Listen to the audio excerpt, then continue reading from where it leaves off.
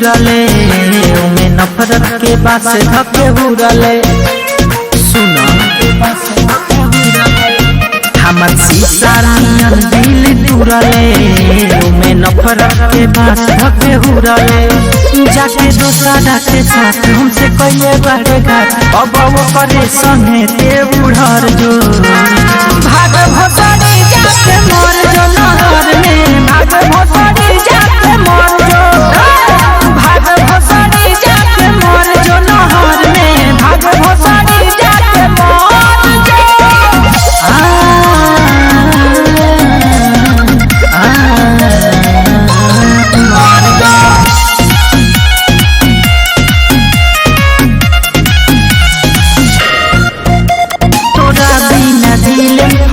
दिलवा सीले ए दुनिया में माले के कमी न बा रहता नी जागल भइल बानी पागल गम छोड़ला के तोहरा तो तनी न बा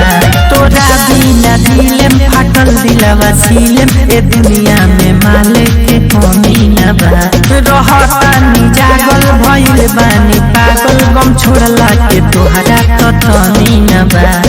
तनी न बा हमारो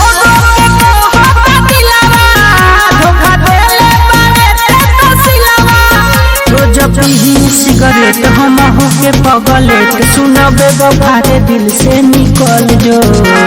भाग भसड़ी जाके मर जो नहर में भाग भसड़ी जाके मर जो भाग भसड़ी जाके मर जो नहर में भाग भसड़ी जाके मर जो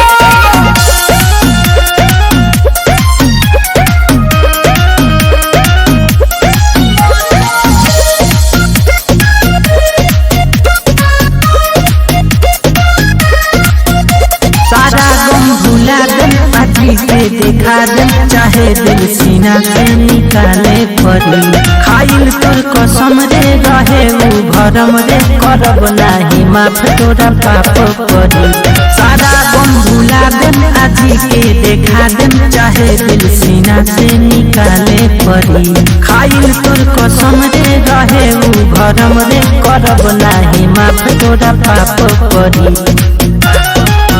तोहर प्यार